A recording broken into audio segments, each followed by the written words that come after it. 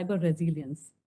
Now, when we erect virtual walls aimed at thwarting any kind of invasion or every type of invasion, we are working to achieve the untenable goal of cyber certainty.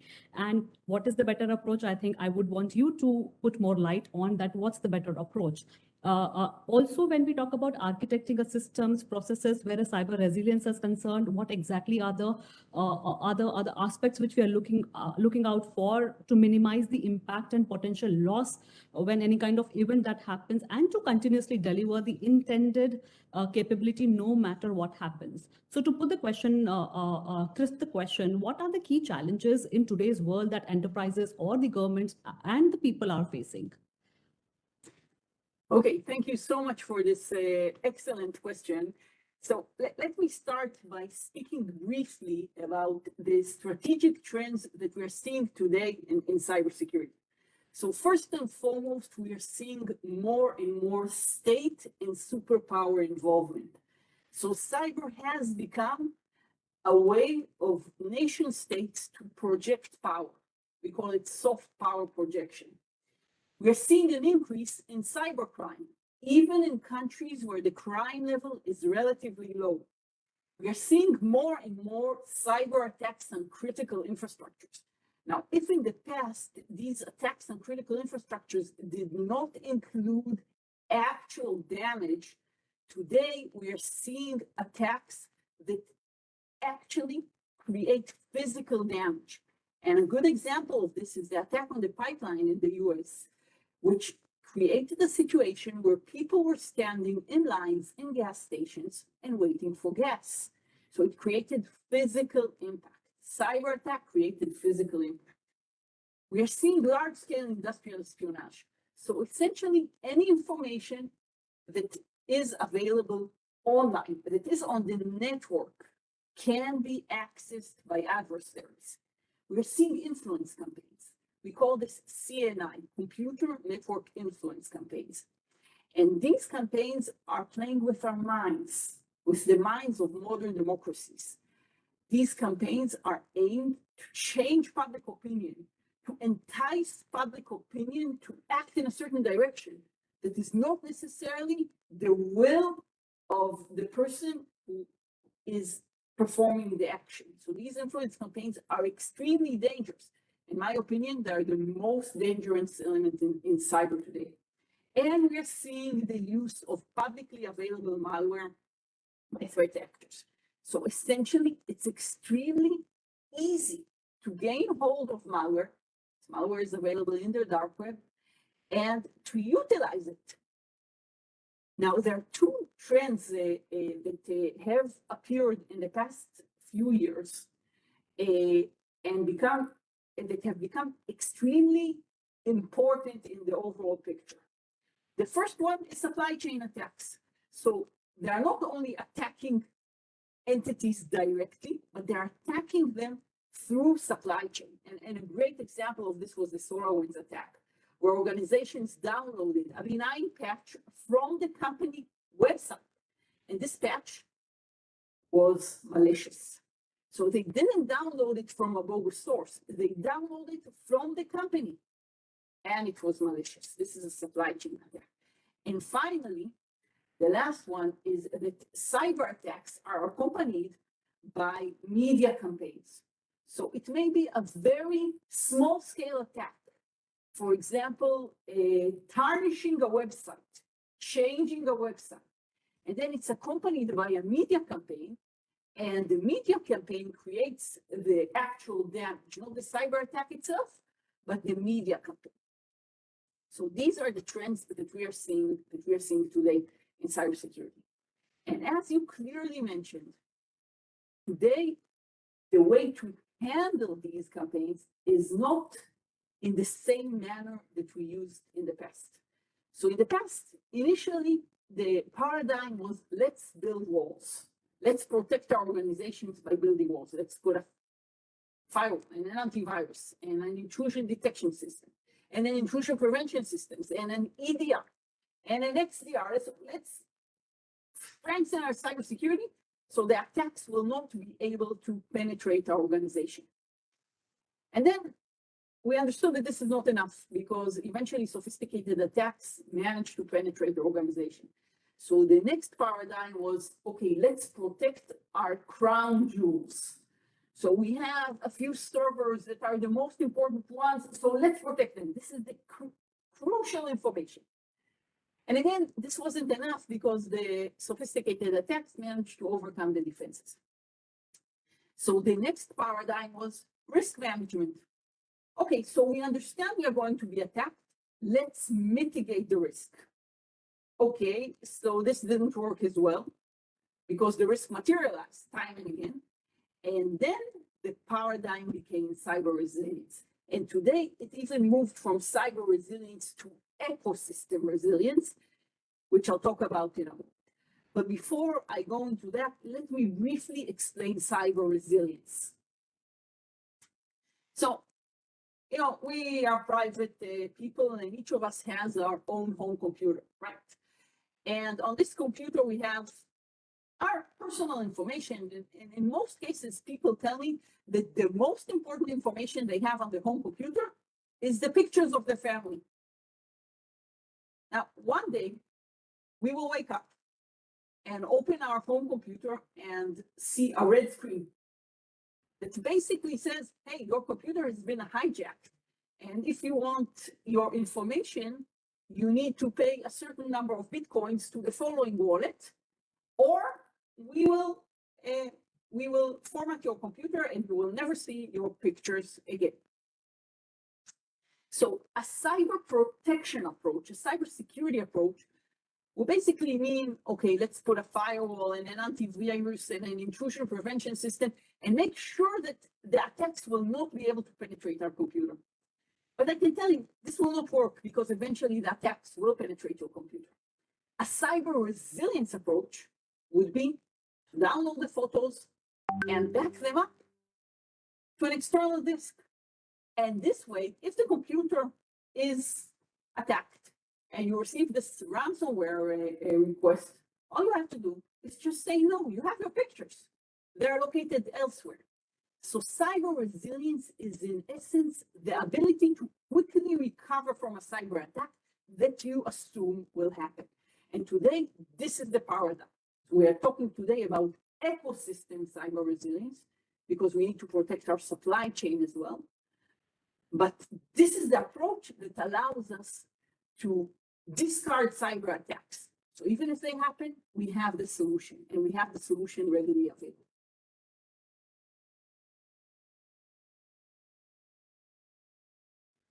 Absolutely. I mean, you led to my next question that, when we talk about cyber resilience, the main purpose is, as it's an opposite to the traditional views of cybersecurity, though they both go hand in hand. But cybersecurity, but it is to prepare the company to be safe to fail.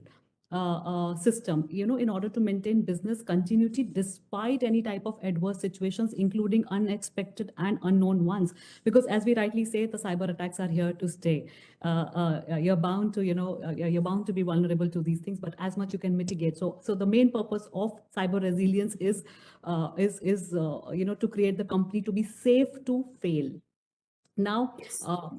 however, when you went on defining more of what exactly are the components, whereas cybersecurity, cyber resilience is concerned, I would also want you to highlight a little more aspect. Whereas, what are the difference between cyber resilience? Because people interchangeably use it, and as rightly said by you that the main key to cybersecurity is cyber resilience. So, what is basically a basic difference whereas cyber resilience and cyber security is concerned?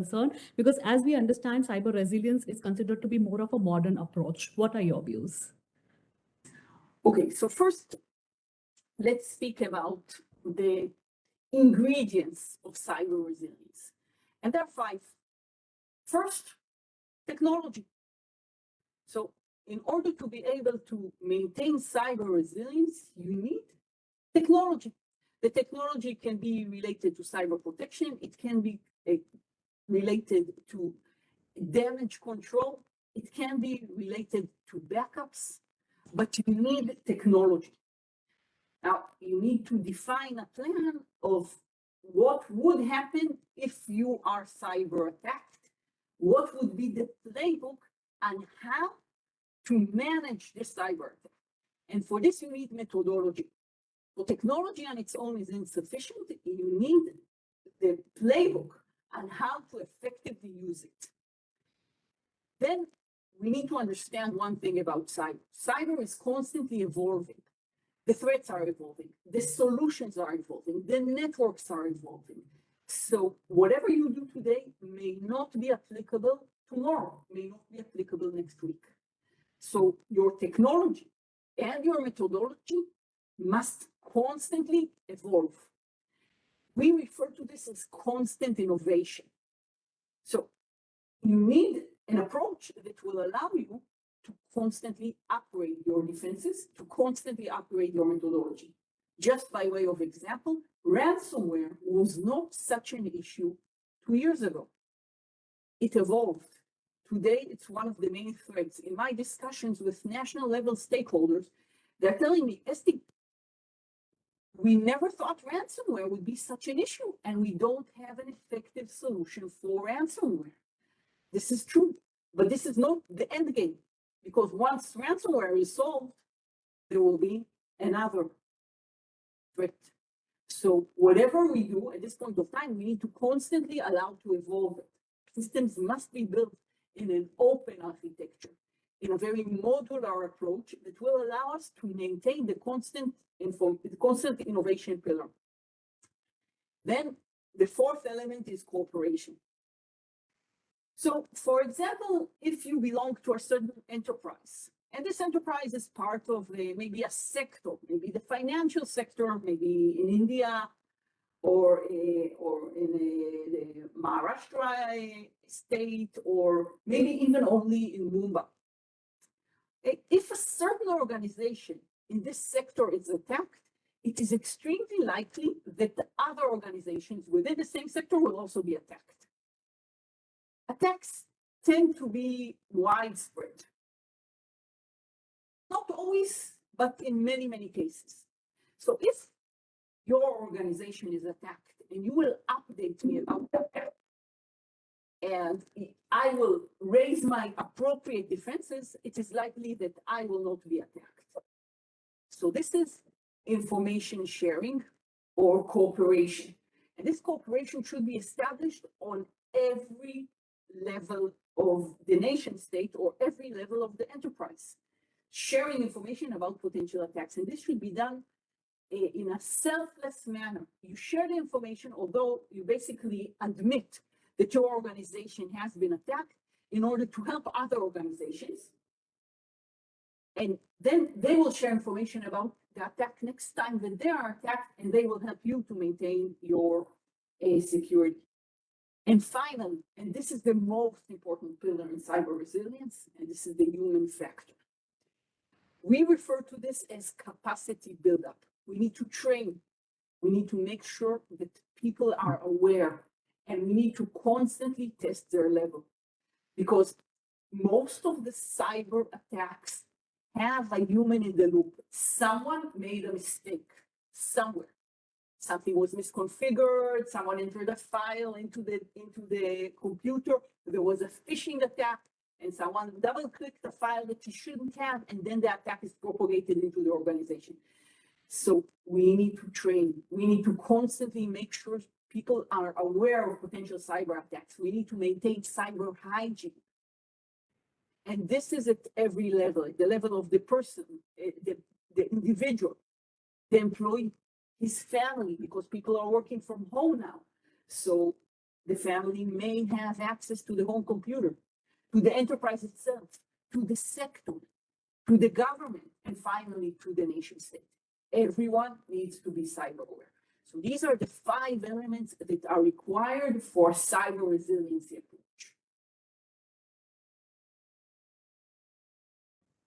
I completely agree with you. And, when you talk about such an importance where a cyber resilience is concerned, but one has to also understand that this cyber resilience is not easy to operationalize, because it's multidimensional. As you rightly said, the 5 components, the concepts that involve such as, training, you were talking about governance, awareness, business continuity management, and other dimensions, which usually, if you'll see enterprises, do not have assigned resources to put focus on. And in addition, the cyber resilience also involves the investment in several policies, such as preparing for unknown threats, maintaining business continuity, cooperating with external stakeholders, so on and so forth. That usually is considered are not exactly considered, whereas your traditional cybersecurity is concerned.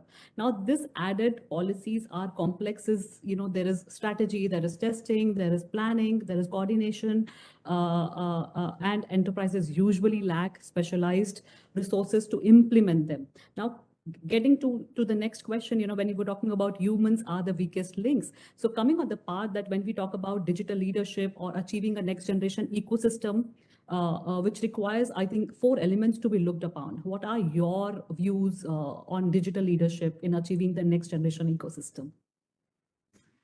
So digital leadership is a very broad area, but I will mention some elements that are crucial.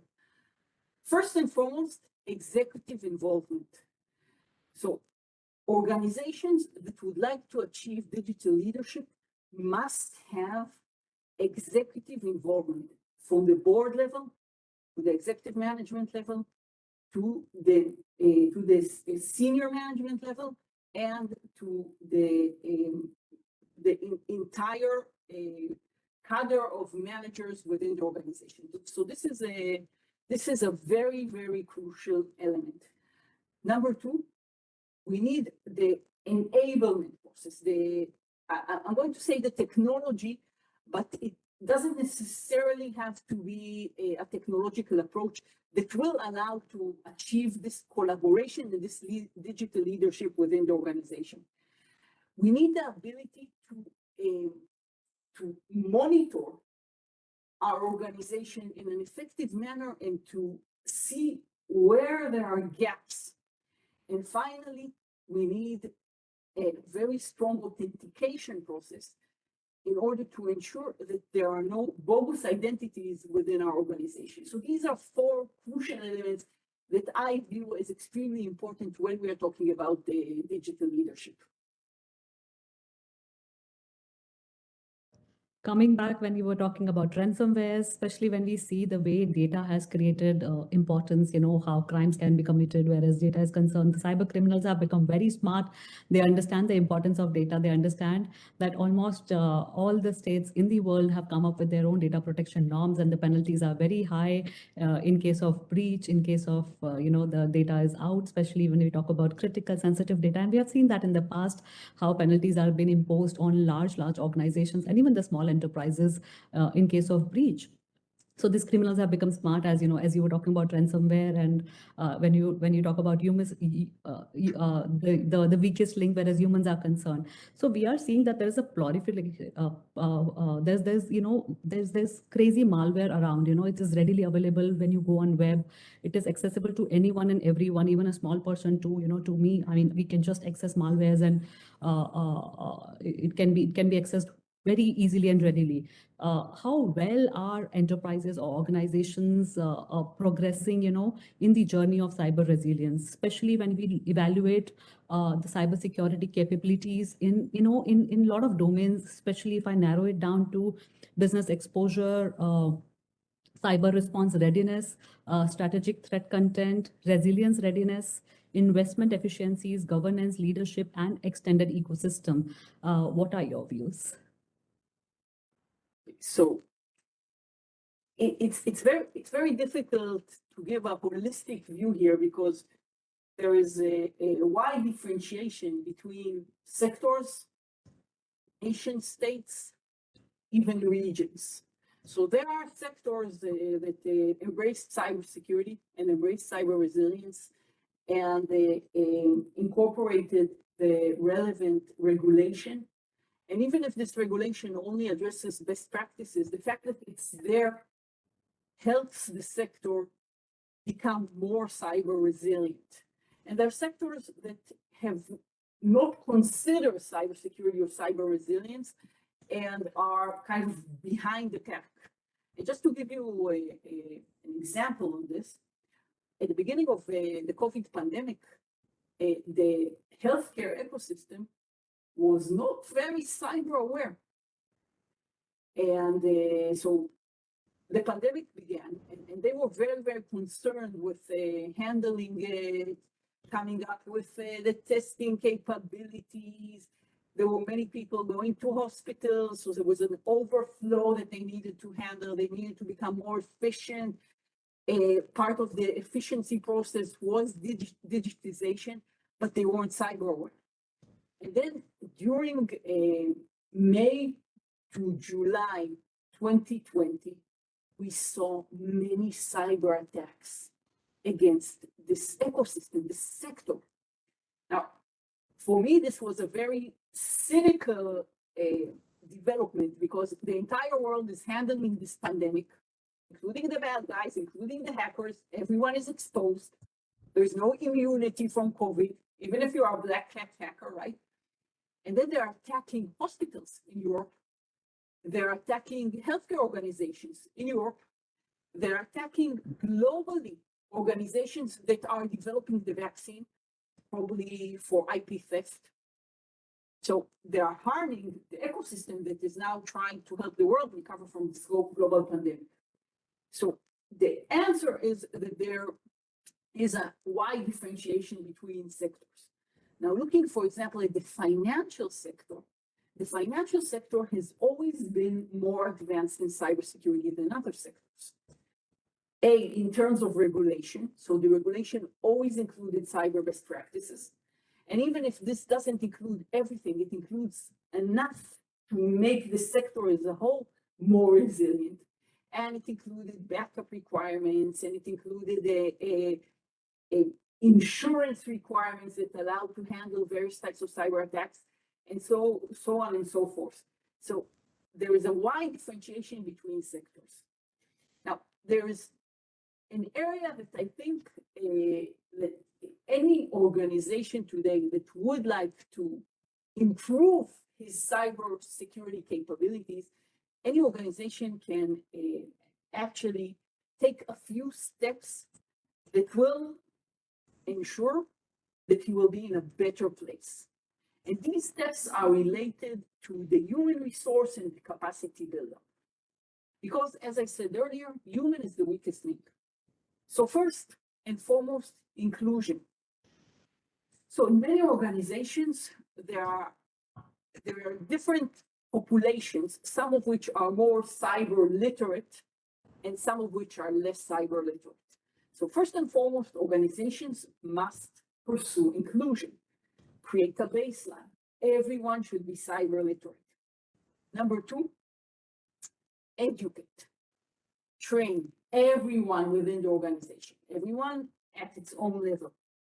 Number three, cyber is an area that can drive innovation.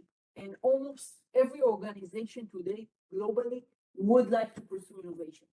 For several reasons, one of which is the fact that it helps retain the employees. Employees are looking for challenges. Innovation creates challenges. So utilize the fact that the organization wants to be more cyber literate, more cyber aware to drive innovation within the organization. Number four, there are many certifications out there. There are many standards out there. Identify a standard that you would like to pursue and make sure you pursue it and receive a certification. This will kind of rally the organization around a process that includes the improvement of cybersecurity. And finally, ensure that the workplace as a whole is cyber friendly. And just to give you an example for this, okay, let's talk briefly about passwords. So you may know the most common password in the world is password. I mean, many people think it's 1, 2, 3, 4, 5, 6, 7, 8, 9, 0. No, it's password. So people are choosing a password and then they can come up with something that works. You say, password, why not? Okay, so this is something that can be prevented in a technological manner in every organization. So you can enforce a good practice password selection. I mean, if you choose a word, well, it should be discarded. This password should not be accepted. And today, most organizations, you don't have these mechanisms. And this is something that can tremendously help the organization. Because one way that the bad guys enter organizations is by using these common practice passwords. They find your username and then they use these common passwords. They use password, they 123467890, 128, 0 to 1, etc. So enforce a good password policy. And this again creates awareness. So it's kind of a cycle that drives itself and creates a more cyber aware organization.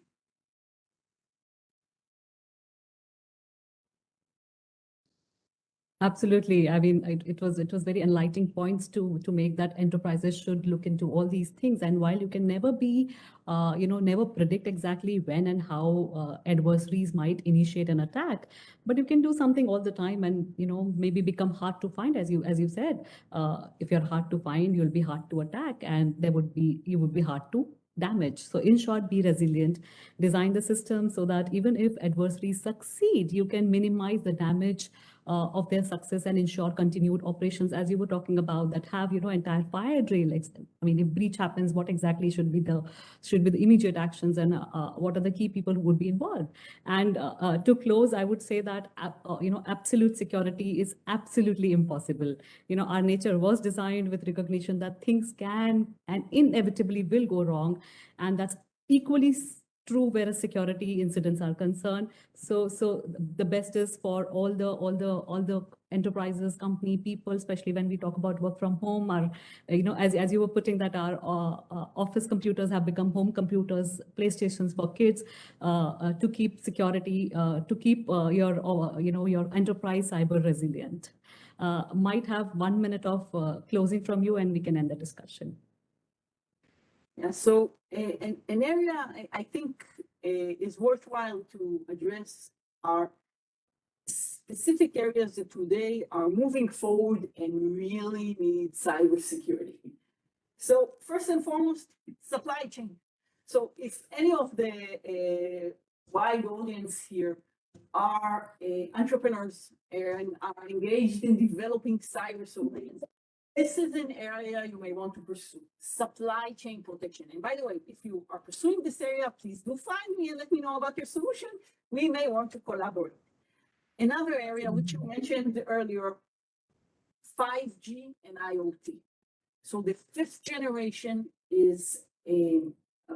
will enable many things that weren't possible in the past, because 5G allows things to talk to things.